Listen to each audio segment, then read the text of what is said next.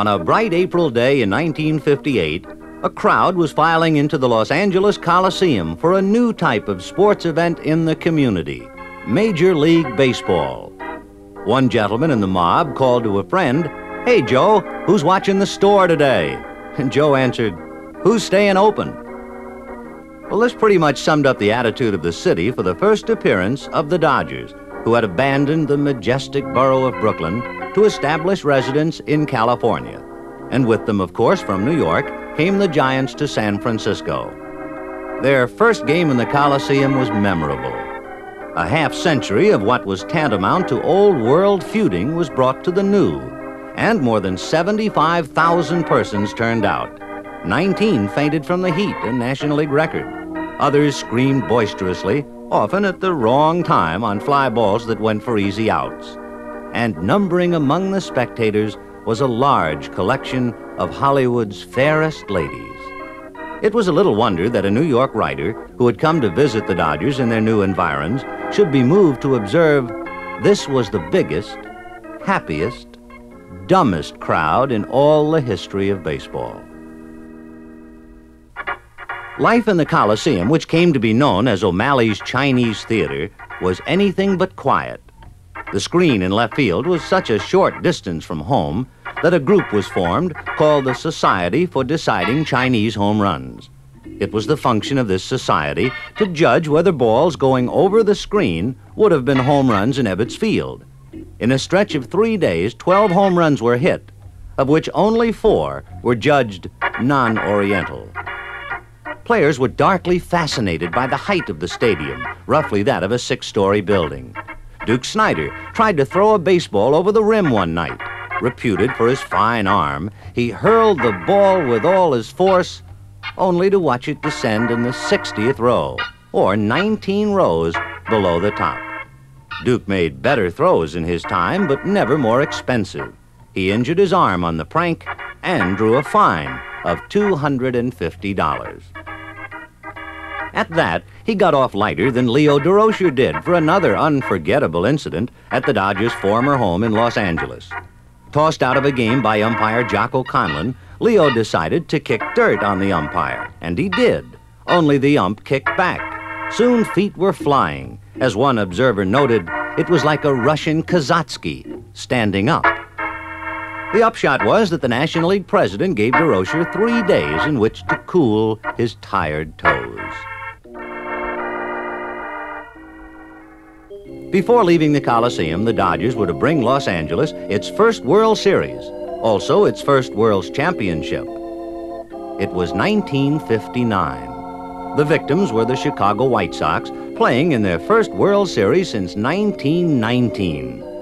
When the teams left the Coliseum to return to Comiskey Park, the Sox were down 3-2. They cried, "Wait till we get the Dodgers in a real ballpark."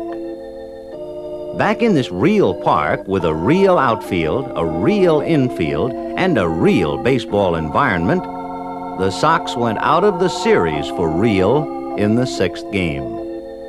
The city of Los Angeles burst its moorings, and the conquering heroes were welcomed home with a celebration more befitting a transatlantic flyer of another era.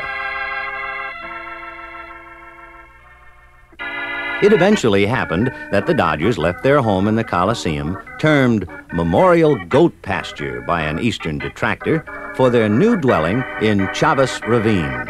The year was 1962. Unlike Memorial Goat Pasture, Chavez Ravine, named in the 1800s for a Los Angeles councilman, Julian Chavez, was once pasture land for Senor Chavez's sheep.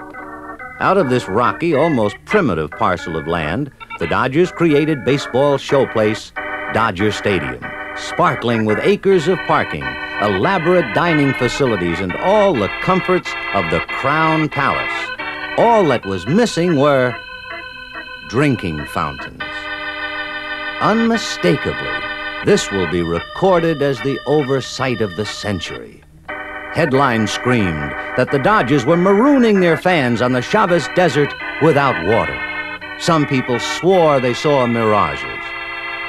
Soon, the fountains were installed, and thus the first crisis in Dodger Stadium was settled peacefully.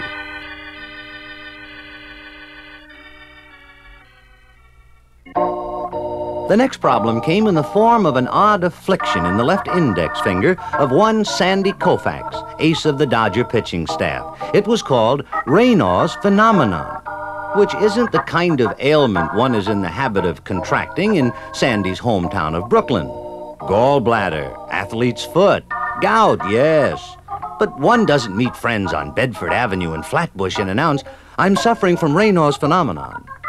Well, in a short period, Koufax was visited by such other Park Avenue disorders as epicondylitis, dislocation of the posterior capsule of the shoulder, and traumatic arthritis.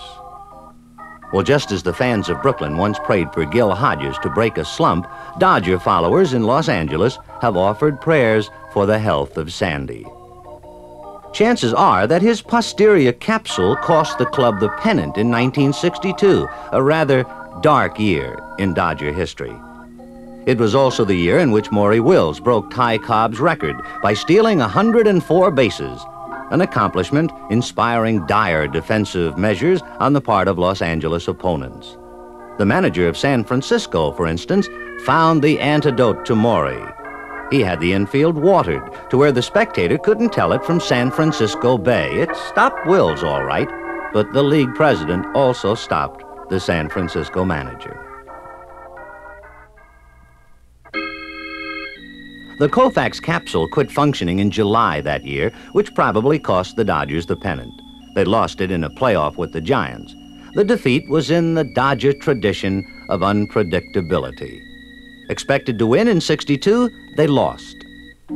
Expected to lose in '63, they won.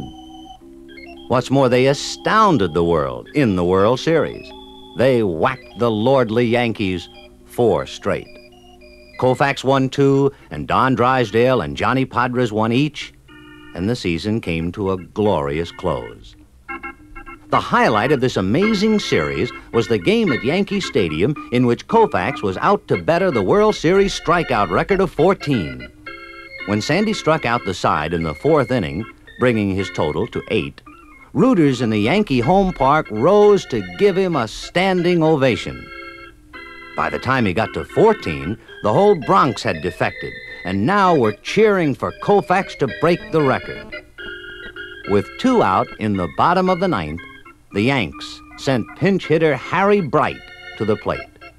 When Koufax made Harry his 15th victim, the place exploded with noise and the whole stadium seemed to come apart. Afterward, Bright contributed a deathless piece of baseball memorabilia. He said, "All my life, I've dreamed of coming to bat in a World Series.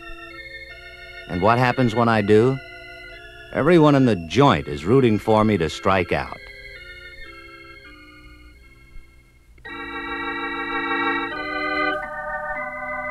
And so the parade continues for the Dodgers, once Brooklyn's lovable bums, and now the colorful favorites of Southern California's millions. There are new pennants to be won, new records to be broken, and we presume new shins to be kicked. A noted scholar who once managed the Dodgers made the solemn observation one day that the Giants is dead. Do you know something? No one has ever said that about the Dodgers.